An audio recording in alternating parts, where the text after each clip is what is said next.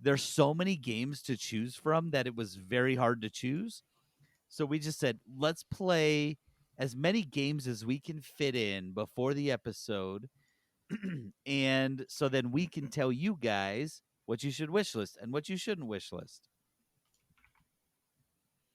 So we did the homework. We are going to go through, I think, round 30. We will take turns. Does everyone have their phones ready? We're going to try to keep it to a minute per game. Each. Kind of just go through, tell you the quick rundown of the game, and then tell you whether or not you should add it to your wish list. Or I guess we should just say if we've added it to our wish list, because we can't tell people whether or not We'll they'll just like make the a game. recommendation. I recommend adding this to your wish list, right? Perfect. Yeah. And then, I don't want to tell people what to do. Oh, I will. Are you kidding me? That's why I have a podcast. Put this on your wish list, dummies. That's why every episode's so fucking long, because we just spend so much time telling people what to do. Aaron, what were you saying? Oh, so there are a couple that Peterson and I doubled, surprisingly. Yes. One I'm not surprised about, but the other one I was actually kind of surprised. First game I played called Griefhelm. This was a side-scrolling For Honor, basically. You play as, it's a side-scroller. You play as a character with a sword or some sort of medieval weapon, and you are trying to counter the enemy that's fighting you. You can do a high guard, a middle guard, or a bottom guard, and so you can either guard or you can attack high, low, or medium. You can either fight side by, you're fighting from the left side and like a capture the flag status, so like you have to keep killing to get to the right side, and if they kill you, you end up going to the left. Or it's like a one-on-one thing. It's like there's like a tree-like progression through these different fights that you do, but basically the summation of it is side-scrolling For Honor in terms of like this tactical, slow sword gameplay. For me, I don't really like For Honor. I didn't like that gameplay, but I think for people that like that shit, absolutely wishlist it as a fighting game, as a side-scrolling fighting tactical slow game. It was beautiful. The music was awesome. It was a dope game. I'm done. Okay, Cool. Aaron. Mine is Riftbreaker. So Riftbreaker is a strategy, base building, survival, hack and slash RPG. I played this. Okay. Oh, nice. Okay, why don't you just go, JD? I'm sorry. No, Oh, I'm JD, joking. here he comes, taking over again. You know what? I'm so JD? sorry. Keep Wait going. your turn. I just got so excited. This is my time. This is my minute. Wow. Go. Okay, so this you crash landed on this alien planet, and you are getting resources, mining minerals, and then you have to build up a base to fend off oncoming on like just onslaughts of aliens. So you're building turrets, and upgrading your weapons and finding new material to build. So the main objective is that you're trying to get back home to Earth, and you build up your base and get new technology. So this one, I would say I put it on my wish list, and it's I like it a lot. It was fun. What's it called?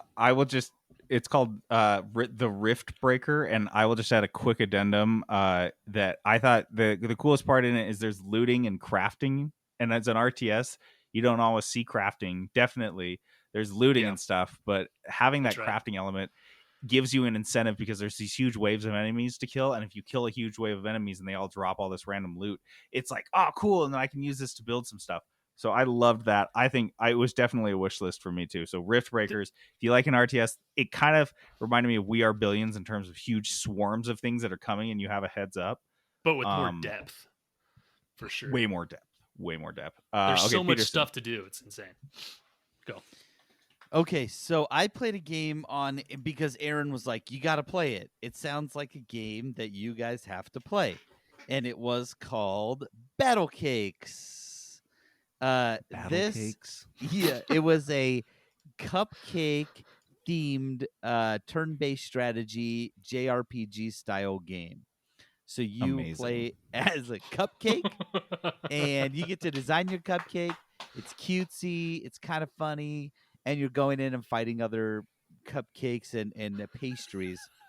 It sounds so ridiculous. It is so ridiculous, and I will say this is not a recommend for me. I mean, if you want a turn-based strategy game, there's other options out there. This was kind of uninspired. Really, the only thing going for it is the fact that you're a cake. There was, at least in this demo, almost no UI, so the clicking was clunky. I didn't even know what my attacks were supposed to do. So in terms of like a JRPG turn-based strategy, this is a pass. You can find something better. Okay. So my next one was, I would say, the quirkiest game I played, The Wild at Heart. It kind of looks like what's that monster book with the character Max? What? Where the Wild Things Are? I don't know. Yes, it reminded me very much of Where the Wild Things Are in terms of the art style and the quirkiness of it. It's like a paper cutout art style. You play as a kid that you have like a vacuum pack and these little creatures that you can collect, and you could throw them. There's like different versions, like fire creatures that can like put out fires, and you have other creatures that can like lift up stones and move them for you. For me, the biggest takeaway: super funny dialogue. One example, this is going to take a little bit longer than a minute, but you pick up a shiny rock, and this crazy character hands you this shiny rock, and a pop-up text explains to you that it's a crystal, and the guy that hands it to you, he's like, "Huh? It's a crystal?" As if he had read the help text with you. Oh my gosh. It's so funny. Like, it's just funny. You're using small creatures to solve puzzles. It was a wish list for me for sure. If you want like a cute indie game that's not super stressful but will definitely make you chuckle and smile, The Wild at Heart wish list that. The Wild at Heart. Okay. All right, so mine next one is Cris Tales. Cris Tales is RPG or JRPG action, kind of I guess turn-based style. JRPG. The animation is super cool. You play as this Chris Bell character, and I don't know what the whole objective is. You're just fighting stuff to get stuff. Your name is Chris Bell. Is that what it is? Yeah, Chris Bell. Yeah. Okay. And the game's called Cris Tales. I played probably about 10 minutes and then I turned it off. There's only one button you push. And then the rest is like up, down, left, right.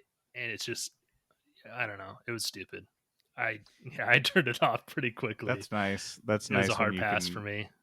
When I could walk away from a demo, I was like, oh, thank God. Yeah. Peterson, what was your next one? Okay, so I'm just giving them to you in the order that I actually played them. And sorry if I sound like a negative Nancy, but I played this game called 100 Days. And I actually was kind of excited for this one because I wanted a good simulation game. And this was a winemaking simulation game. So you played as like a vineyard, and you were overseeing it and controlling your crops, and when you were sending the grapes into be be turned into wine, and how long you'd let your wine sit, all these things. It sounded very fun. It looked, I will say, it looks good. Dope. It looks good. The music was great. The demo was okay in itself, but I will say again, this is UI kind of lost me on this one. With simulation games, you need a little holding at the beginning, and I just wasn't getting it. I didn't know what to do, and there was nothing that would explain for me what to do or what I was clicking, what was happening. It did have, I will say, it did have some very interesting mechanics. So your actions are on a grid board, when then they have a shape, like a Tetris style shape, and you play them however many you can fit into this grid board. So you're just kind of like moving them, manipulating them to make them fit. So I'm going to say this is a pass. However, if there's like a lot of improvements on this game, this could be a very good simulation. But right now, I mean, based on what I saw, it's a pass. Tell us the game again, or the name again. 100 Days. 100 Days. That's a bummer. I think that was the biggest thing. My biggest gripe on a bunch of games was that they didn't have, which it's hard when you're putting together a demo to get a tutorial together as well. That's a huge lift on top of that. But sometimes your game needs a tutorial. It just needs it. It's too fucking hard. Actually, just because this is not the next game I played, but on that note, I want to say one of my favorite games was a game that I literally couldn't beat one of the demo levels on after like 10 attempts. This is Iron Harvest. Iron Harvest is a very fun RTS. It is set in like an alternate history 1920s. It's very steampunky. You've got like steampunk mech robots. It has a cover system, which Peterson revealed to me I'm a super huge noob when it comes to RTSs because I haven't played a ton with a cover system, and this was so much fun. It was super tactical. I really liked it. Again, it took me 9-10 attempts to actually feel like I had a grasp of the game, and that was just through just experimentation and figuring out. There was no tutorial. The campaign was disabled. The only levels you could play in the demo were the skirmish levels, and I played the first skirmish level, and it was brutally difficult, like so ridiculously hard. I played it over and over and over and over and over again and only made like very incremental improvements. However, I could tell it was an amazing game. My one nit is it's $50 on pre-order and it's not even out of like pre-alpha, but whatever. It's on my wish list. When it's cheap, I'll get it. It's Iron Harvest. Aaron, what you got? Iron Harvest. Cool. I put that on my wish list. That game looks freaking cool. Did you play it at all? No, I didn't even know there was I didn't know there was a lot of It looks demos, cool, and it plays so well. It is such a well-executed RTS. It's just really smooth. It's old school. It feels old school, like an RTS you'd play in like 2002. It's kind of reminds me of just looking at it, Company of Heroes almost. Yes, the way that's you what were I just kind of told describing Peterson. it. Yep. I told Peterson it very much like you have like your main infantry guys and then your engineers that can like build stuff and build different like field operations and stuff. That is dope. Yeah, it's pretty straightforward.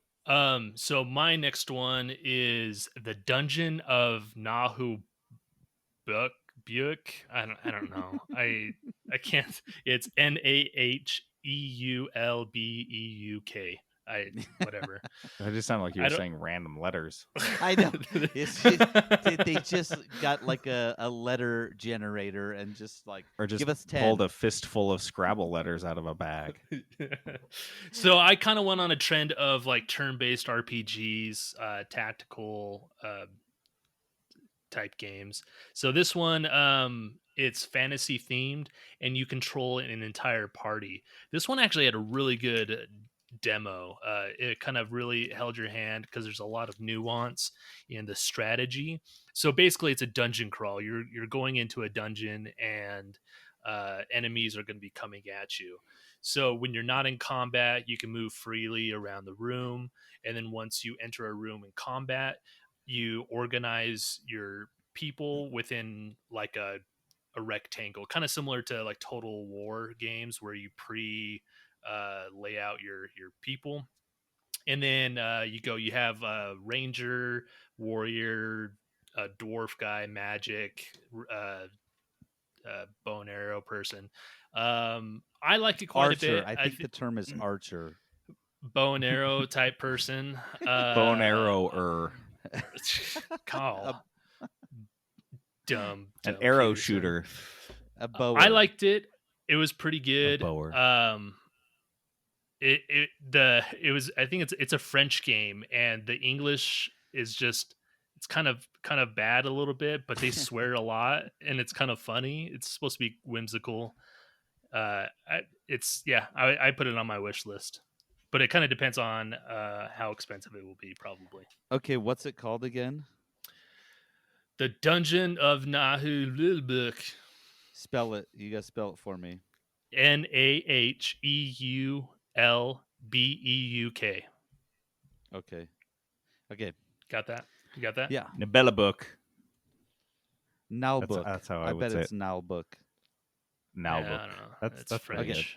Sounds straight out of The Witcher. Oh, it's French. You All right, just Peterson. say the first two letters then. The Dungeon of Naheulbeuk. Ignore that silent. That silent. That's also silent. That adds a noise, and the other one is silent. The Dungeon of Naheulbeuk. So it's bon. Yeah, nailed it. Clearly. Okay, our French-speaking listeners. Oh man, they just don't like it when we attempt to speak French. Okay, so my third one, my third game I played, I tried to do like a real good mix of games genres. So the third one I played is called DwarfHeim. It is a simulation RTS, building type of game. You play as some dwarves, and you have like this encampment where you start. It's very RTS. I mean, pretty standard RTS. You build your barracks and then a house for the, and need enough houses to feed all your people, and you've got a main base, and you build some towers for defense, right? It was pretty standard. However, it had this mechanic where your guys could go mine, and then you could set up this like conveyor belt system. Like the rocks would go in, and then it'd go into a forge, and so you'd get it'd break it into like precious gems and stone, and then you could send them off in different directions, and the gems would or you could if there was metal or ore, it would smelt into some kind of metal. And so like you have this conveyor belt system, so you don't have to do all that. You just build the things, and it would just kind of like move along the belt and sort itself, and you get what you get. So I was like, that's tight. I love that, except for I had no idea how it worked, and there was no indication of anything explaining how it worked. And I tried it for probably 30 minutes trying to get this work. I'd start over because like I'd get attacked by these waves of goblins, and I'd lose because all I was building was these miners, trying to get them to get this thing to work. And the problem was the miners would go into the mine and never come out. I'd never see them again. I was like, am I supposed to build something on top of it? You're sacrificing them to the mine. I couldn't figure it out. You could send them in there, and then they were gone. Straight up 10 minutes. Nobody came out. No ore came out. Nothing came out. So the tutorial was bad. It seemed like it was going to be simple, but it wasn't. The clicking was a little odd. It felt a little off on the controls. This is it had all the makings of a classic RTS, and it is a pass for me. I couldn't figure out how to have fun in the game. That sucks because it looks kind of cool. Yep. So the first one that was a pass for me is this game I played called Unto the End. Unto the End, I wanted to love so bad. It's a side-scrolling fighter. And the trailer, if you watch, it's kind of goofy in terms of like the physics, and you can lure enemies into killing each other. And so there's like all these like funny finisher moves and all these things that you can do. And I only experienced one of those in my myriad attempts to get past the very first like checkpoint. It is punishing, like unforgivingly brutal. You have 2 hits and you're dead. Oh my gosh. And it is very hard to avoid even a single hit. By sheer dumb luck, I got through like the first. And the thing is it's like there's story and like cutscenes and giant patches of platforming that's not like exciting platforming in between these these very quick fights. So I could 1-hit kill these guys, but they can 2-hit kill me. And I kill one guy, and maybe I don't take hit, and then I have to go kill 2 guys at the same time. Maybe I don't take a hit, but there's like huge swaths in between those two. So ultimately, it was just way too hard. The gameplay, the combat was fun. It was challenging and satisfying, but the actual build of the game way too unforgiving. So I just could not wishlist it. That was Unto the End. My next game is called School of Magic. It's I guess it's a roguelike. I don't know. It says it's roguelike. I don't know what kind of factors that makes it a roguelike. But anyway, it's a card battler. Trading card game is the tags. So it kind of sparked my interest. I don't know. It's more, it's an RPG, so it's a top down RPG style. So you play as this wizard. You are taking an exam, in quotes, and you're going through this dungeon, killing just mobs of monsters, and you'll level up, and you get cards that you're basically drafting from. So, and then you choose one of the spells of these random spells that you get. So you're trying to create combos and combinations of the cards that you get as you level up. It's made by one guy, so it's hard to knock a game that's made by one guy.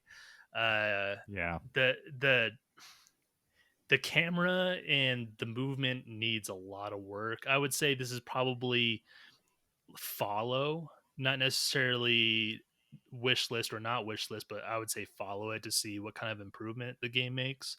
Because it seems like it has a lot of cool things going for it. It's just, it needs a lot of work. Yeah, it's pretty hard too. Like what was it called? School of Magic. Okay. It's Yep, that's me. Okay. So guys, finally I have a wish list game that you've been so cruel. Dude, it was a rough start. I played 3 games and I was like, oh my gosh, this is not great. And then I played The Rat Project. Ooh. This game is made by a Polish developer called The Rat Project.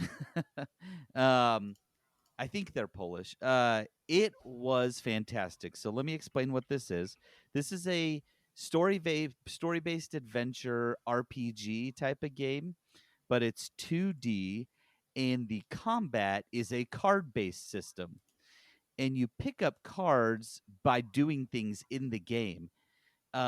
One of the you play as a kid, and you start off, and right away you wake up from a nightmare, and you're like, mom, and she's not there, and it's in like a medieval type of setting, right? So you're like, mom, and she's not there. So you're like, what the heck, where is she? So you walk in your house and you find these clues that she has she drank a lot of wine, took a bunch of pills, and disappeared. And you're like, oh, crap, where's mom? Right? And so you venture outside. It's dark. It's scary. But you're heading over. And you're a kid, and you have a sword. But you're also, there's something special about you. You have magical abilities, which you start to learn might be uncommon in this world. And there's a mechanic as well, and this affects your abilities.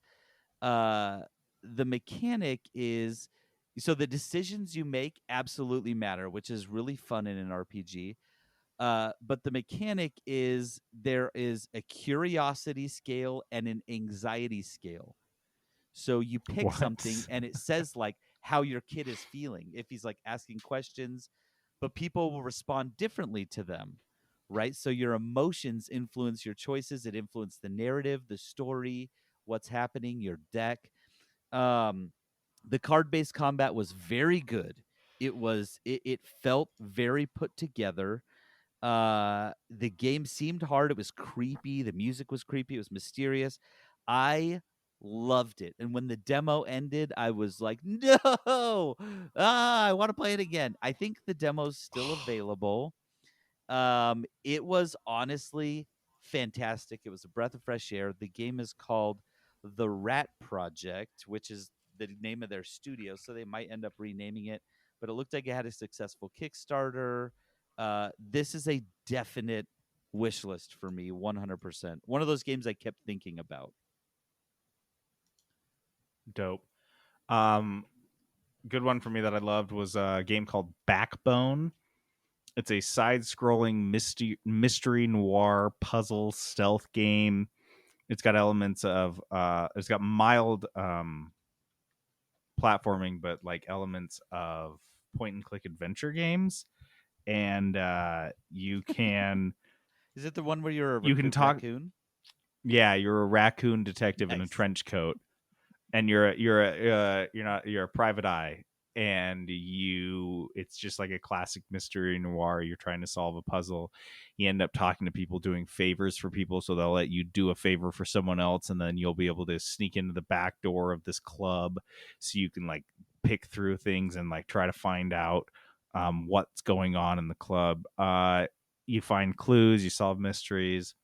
Honestly, it was an instant wish list for me. The dialogue was pretty good. Gameplay was solid. It had a very noir feel to it, and just as like a fun game that once it's on sale, I'll def give it a couple hours, because it was just good old fashioned fun. And like I finished the demo, and I actually had like an end, which I think in this Game Fest is very important and valuable, is that your demo is like, hey, thanks for playing, here's the whole thing.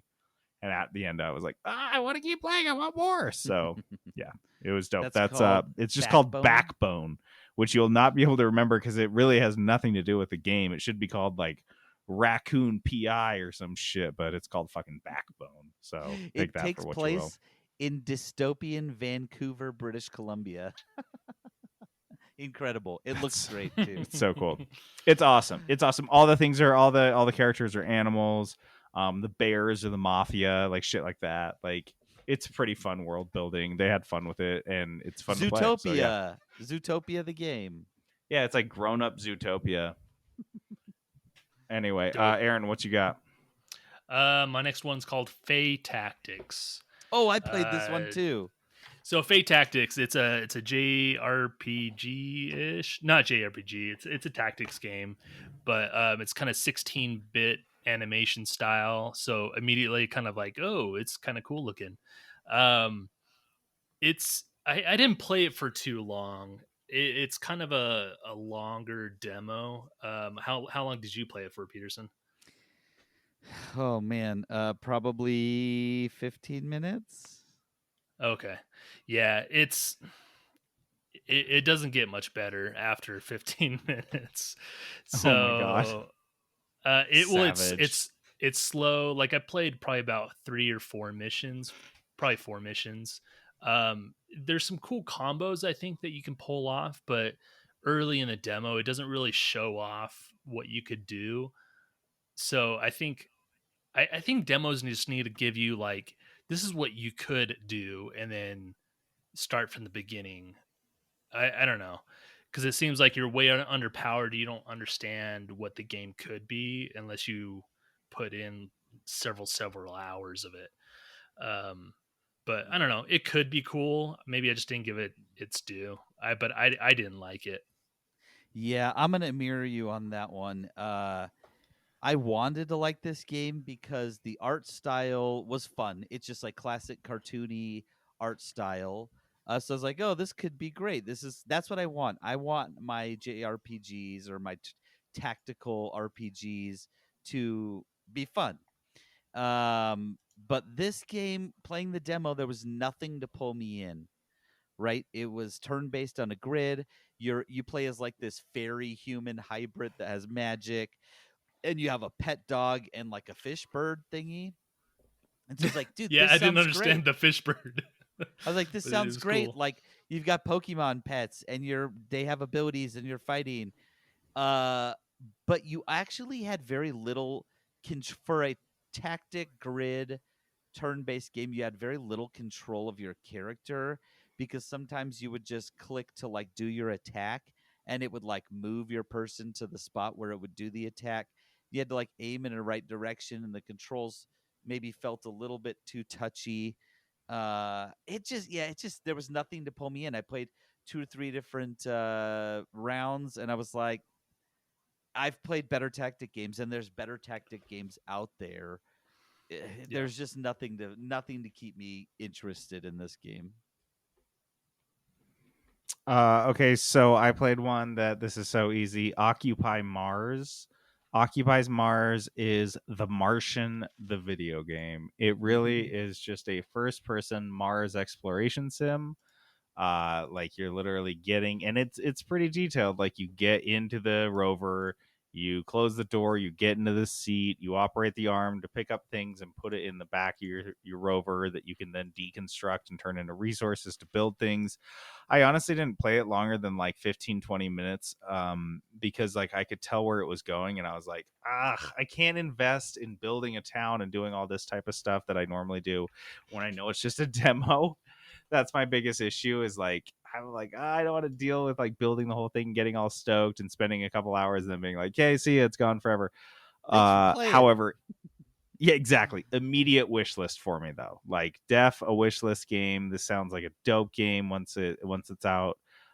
It was super detailed and accurate and cool. So Occupy Mars, if you like those first person sim type builder games, worth checking out for wish Can I list. just say I didn't play this one on purpose because I knew the second I saw it that JD was going to play it. An instant buy for me, an instant pick. Like I love all that Mars exploration shit. So cool. Yeah, it's dope. So this one, both Peterson and I played. I already knew that I want it because it's based on a board game that I really enjoy, and I think Peterson enjoyed it too. It's called Wingspan. So Wingspan, and man, the demo is super good, man. it. Is the best demo I played easily in terms of demo. Yes, absolutely. It holds your hand because there's a lot to the game. Especially if you're not a board gamer, so they have to explain everything, and they do a really good job. And the birds they animate, so the birds are on cards, and when you play the card, the bird kind of like moves a little bit, and like it's all like paper ish kind of art style. And then it tells you like some facts about the real bird too. Yeah, it's like, oh, the ring-tailed swallow will do, and it's like, oh, sweet.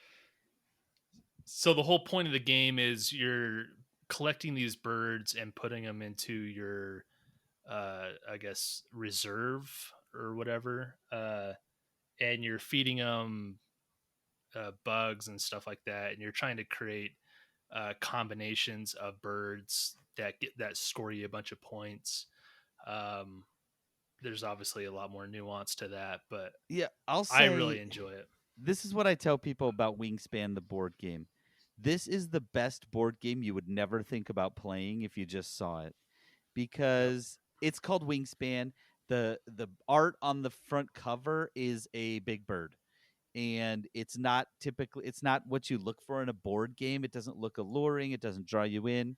This game is actually incredible, and it is very tactical. As Aaron said, there's like four different I think there's four different like what are they, habitats you like, have, and they all have different like abilities, so you can use that ability, or you can put a bird there, and then when you use that habitat to get eggs or to get food or to hatch a bird or whatever it is, draw cards, you have to make all these decisions, and you think you have more turns than you're going to. And this is why the game is so good, because you come up with a strategy, and next thing you know, you're like, dude, this round is almost over. Like, I got to just get my stuff down, because you have to be very aware of every single turn that you're doing. It sounds so dumb because it's birds, but I'm telling you, this game is so good. And the tutorial, it was essentially the giving you the demo was the tutorial of the game, and it was phenomenal. You came out of it like, oh, I know how to play this game, and I wanted to play more. It is a great game. The video game version of it was fantastic. I wholeheartedly recommend Wingspan. And the music is just tranquil and sweet. It's so good. It was very Love good. it. Fantastic. Dope. The next one I played was For the People. This is a USSR bureaucrat sim, essentially. It actually doesn't take place in the USSR, but it is extremely similar to Soviet-style policies and bureaucratic maneuvering. You are signing papers. You are making social decisions. You're talking to local leaders. Later, you end up managing resources, deliveries, things that are very limited in supply. Obviously, you have to make hard calls like, do you fund the hospital or the fire department? And you have to choose. And then the hospital calls you and tells you you've put many people's lives at risk, and the central committee gets pissed at you.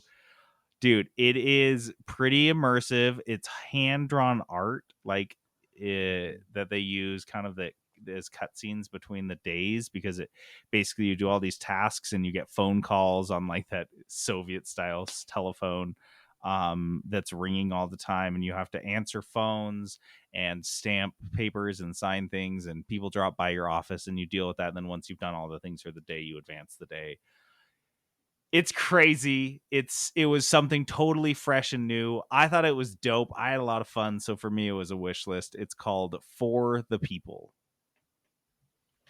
My next one is Gloria Victis Siege. It's a time management strategy RPG with base building. I guess it's based on an MMO that's also on Steam, Gloria Victis. And so this one is you control one guy at the start, then you get another guy. You're collecting resources to build your castle, and yeah, I don't know. There's not really too much to this game because it's kind of like people compare it to like a little bit of the Frostpunk and that one like black and white game that's based in World War II. I forget, you're in a broken down building. I forget the name of it. This War of Mine. That one? This War of Mine, yeah. So it's kind of a little bit like that, where you're scavenging, getting food and water. But it's a super slow game. Super slow. So I would say keep an eye on it and see if they kind of improve how things work. But it's kind of cool, but I don't see myself buying it probably unless it was at a pretty good discount. But yeah, Gloria Victis Siege. Okay. 2. Okay, I played a game, and Aaron actually played this one as well, so we're just doubling up on a few. Space Crew. So Space Crew is think of it like it's an FTL like, I'll say. You are manning a spaceship that's going out and doing missions. You have your captain, you've got your security guy, you've got your engineer, right? And you have to tell them essentially, you put them on their battle stations. So you go through, and how it's different is there's this zoom mechanic where you zoom out and control like the ship camera essentially, and you highlight where you want to go, and then your ship will start heading that direction. In the meantime, you get attacked. And that's when things get crazy because there is no pause. There is a slowdown mode, but it still gets crazy. So you have to put your guys on the guns. There you have 4 guns on the ship you start with. You have to put a guy on the gun. You have to pick which ones, because like if you put your communications guy on there, then you can't see, and so you can't like target the ships. And so you have to be kind of strategic about the way you do that. But then you have to go to that zoom mechanic and actually highlight the enemies. You have to like find them and highlight them so your guys know where to shoot. And then in the meantime, while that's happening, an alien will board your ship and start attacking stuff, or you'll get shot and your ship will start on fire. So you have to take one of your guys off of what they're manning to go grab a fire hydrant a fire extinguisher, and extinguish the fires, or go fight the aliens who have boarded your vessel. So all of that is similar. So it's like FTL, but super stressful. It is. Yes. It is hard. Okay. FTL is hard. This game, I felt overwhelmed on my first mission, but I will say I loved it. I got done and I didn't even like pass the last mission in the demo, and I was like, I loved it. I'll do it again. I don't care. I would keep doing that. It was crazy. I lost half my crew. Like half of them died. I sucked that bad. but I still liked it. So yeah, yeah, he's not joking. It's stressful. It's fast paced when the action starts happening. The cool thing is after the mission, you'll go back to headquarters or the space station, whatever. You can like outfit your crew or like recruit people. I didn't look too much into that, but Yeah, you you can can upgrade fix up your your ship. ship. Mm-hmm. Yeah, you can get different weapons and armor and like different stations within your ship.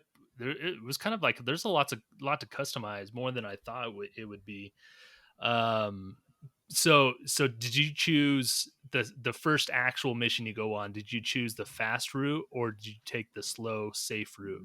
I chose the Do you slow remember? route on the way out and the fast route on the way back, and I die. I pretty much lost everyone on my way back. Yeah.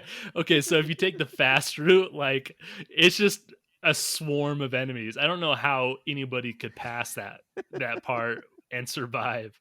But the thing that I did not like pushing the middle mouse button to do your camera view to highlight the enemies.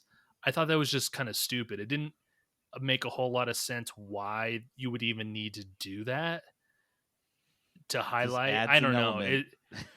It just adds but it's unnecessary. I feel like I feel like if they got rid of that mechanic altogether, it would be fine. Like you wouldn't be missing anything. But like you said, maybe it's a different thing to manage. But it's not a fun or interesting thing to manage, in my opinion.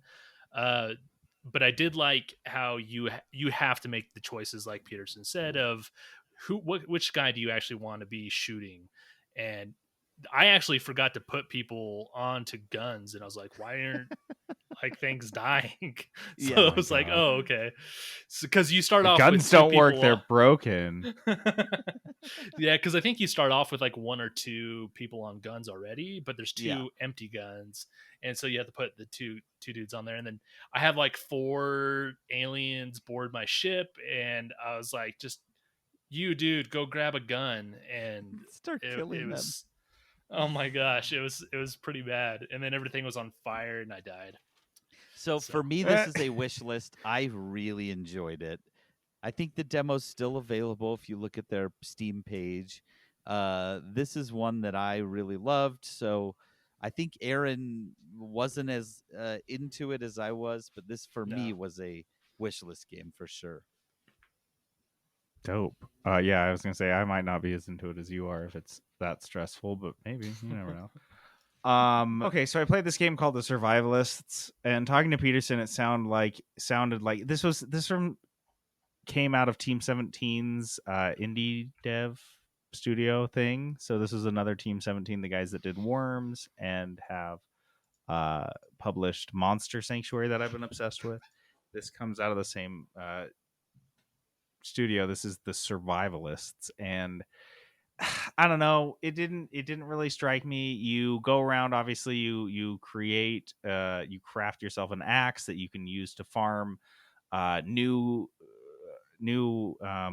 materials that you can then craft other things with, that you can then build things and get more materials and craft more things with those. You can actually collect monkeys, and the monkeys can help you either attack things or craft things.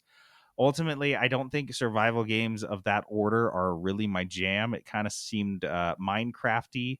It wasn't really my thing. I was kind of bummed out, but I feel like if I had it on the Switch, I'd get into it because it was kind of like more hardcore Stardew Valley. So this is a MMO, right? no. It has Is it? multiplayer. So I'll say Oh yeah. it's a better comparison for this game looks like Don't Starve. If you ever played Don't Starve, like the multiplayer mode, it looks like that. Okay. Yeah, so I don't know. Honestly, like I couldn't see myself playing it on PC because when I'm sitting at my desk on my PC, like I want to play something more involved. But I could definitely see myself playing this on the Switch. It's not out on the Switch yet, but I think it's coming out later this year. And I will 100% be getting it when it's on Switch because it's a perfect, like, I got Netflix on in the background game. So that's The Survivalists. Okay. Aaron, do you have any more? No, I'm done. Okay, I have a bunch because I doubled up on a lot of errands, so I'm gonna knock a few of these out. If you're okay with that. Okay. Yeah, just Okay. bang through them. Rapid fire. So I played a game called The Bonfire 2 Uncharted Shores. So this is a what's it called? A RTS Game. survival strategy simulation type of game. So you've crash landed on this island and you have to start with nothing, right? You got to go send your guys to go classic survival type of game, a simulation game. You got to send them to go get wood. They get wood, they build a hut, then they build a bonfire. Other people are attracted to your bonfire and they show up. But it has a time system. So your people only work during the day, then they go to sleep at night. And at night, monsters come, wolves and bad guys and stuff. So you have to have guards out and they stay up all night. So they sleep during the day. So you have to kind of manage that. Uh, I'll say the one good thing about this is it was hard and my guys died a lot. Like I lost a lot of guys, but it kept giving me more. And as you go, then you can build a mine and it really held your hand. I think it started off really slow. At times the UI was a little bit janky. There was a couple things like the game's I froze it on accident. I didn't know how to unfreeze it. But once I figured out all the controls, this is a very good game. And once the demo ended, I wanted to play more. I really enjoyed it. It seemed simplistic, kind of like Banished. I played Banished a lot. Uh, and I really like it. I just like these types of games. I don't want it to be too complex. Sometimes I just want to sit down and build my village and let my people work on it, you know. So this for me, if you like RimWorld, if you like Banished, this is a which I do. This is a definite wish list for me. It's called The Bonfire 2 Uncharted Shores. Okay, the next one, oh gosh, this is a definite wish list. Grounded. This is a game JD and I had both talked about at separate points, seeing the trailers from different conventions that they've done or whatnot. Grounded is Honey I Shrunk the Kids, the game. You play as some teenager. You play as a teenager. It's first person. You play as a teenager. Uh, you are put down in the yard. You're shrunk down and you're in your yard trying to survive. So you're fighting like ants and spiders and little bugs, Oh, right? I'm so. Oh, I can't believe I didn't get to this. And it's a survival game. It is a survival game where you are uh, going through and you have to get the wood and then you make an axe and then you chop down a thing, then you can make a spear and then you fight it's that it has that uh same gameplay loop. I loved it. Again, when the demo ended, I was like, no, I want to keep playing. I really enjoyed it. um so this is Grounded. Definite. I've had my eye on this game before, was stoked to play the demo, and so this is a wish list for me for sure. Comes out Oh, soon. yep. Okay, so another this is okay, I played another one. How many more do you have left? Three more. Oh I know, I my doubled God. up with 30 Aaron seconds crank on these. Okay, here we go. The Way of Wrath. This is a turn-based tactics game. You're playing as some Vikings. It was bleak. Like people, your party dies right off the gate, and like people on your team are dying, and it looked like it would be fun. It was not. The game is not fun. The camera was bad. The controls were bad. I just couldn't. I couldn't. The story seemed good, but man, I couldn't get past the gameplay. So the Way of Wrath was a no. And then I'll do one more no and then a yes. So I played a game called Raise the Dead, RAY''S. So this is a very cartoony game that looked like it was going to be really fun. It was an adventure game. You play as a zombie that they brought back to life, and then they left, and you're like, wandering around, and so you're this zombie with a light bulb on your head. You don't know what's happening. And so you just go through this graveyard trying to find your way out. And at first I was like, this is going to be so cool because you find these graves and you read them and there's a little message, but they had names of all their Kickstarter backers. And you're like, oh, that's tight. Quickly found out, though, the gameplay's just not fun. You control with the WASD and you attack with your mouse. And it's one of those ones where you move with WASD and the mouse, your guy will attack whichever way you're like looking with the mouse. But it just like didn't track well. It was super repetitive, like not very fun fighting. The combat, which seems like it's the game, was not fun. So Raise the Dead, it was funny. The music was incredible, so good, but the game itself just wasn't fun. And then the last one, this was a very much yes for me. Desperados III. This is by THQ Nordic, so not a small indie studio.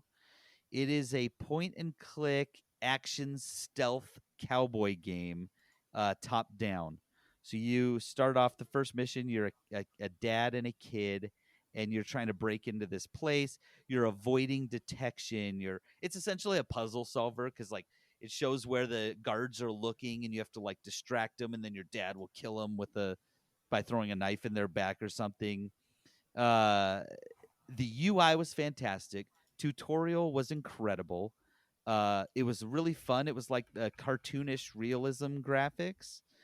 And then so I played through and I was like, sweet, I finished the mission. Nope, there's more. Then you play as just the dad, and you've got a gun, you've got your knives. So then it becomes like stealth and kill, right? You sneak up on guys and kill them, or you can just shoot them, but it draws more guards. And again, it's top down, and so that was really fun. And then I finished that, and I was like, oh, sweet.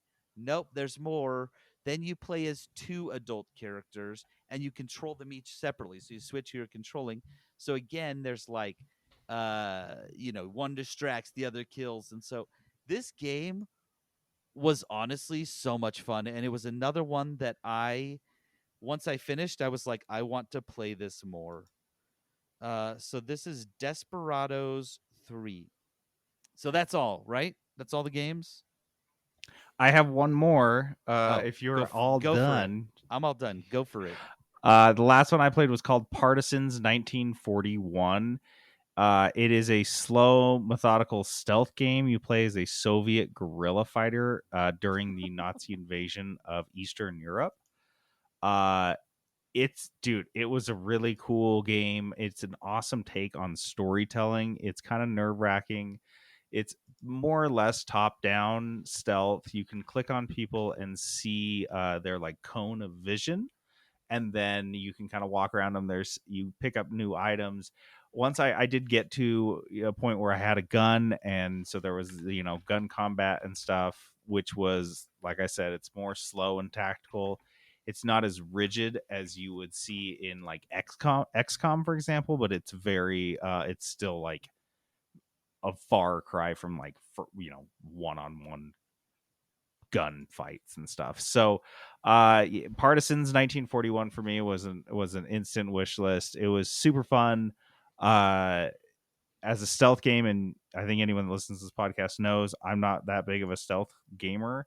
I thought it was awesome, and what carried me through it was the story and the fact that I could just hang out in a stealth area and not be sniffed out, so I could take my time and kind of plan my next move. So I really like that. Yeah. Okay, so I think we're kind of at time. Wait, real quick. I wrote down all of these, so I want to read through them just because we said a lot of games. So I want you to have the list of the wish list games. So I'm going to read these through. Okay. We had Griefhelm. These are all the ones that we said to put on your wish list. Griefhelm, Riftbreakers, The Wild at Heart, Iron Harvest, the Dungeon of Naheulbeuk, The Rat Project, Backbone, Occupy Mars, Wingspan, For the People, Space Crew, The Bonfire 2, Grounded, Desperados 3, and Partisans 1941. All of those are games you should at least wish list so you can check out, because we played them and we enjoyed them, and I think these are generally enjoyable games.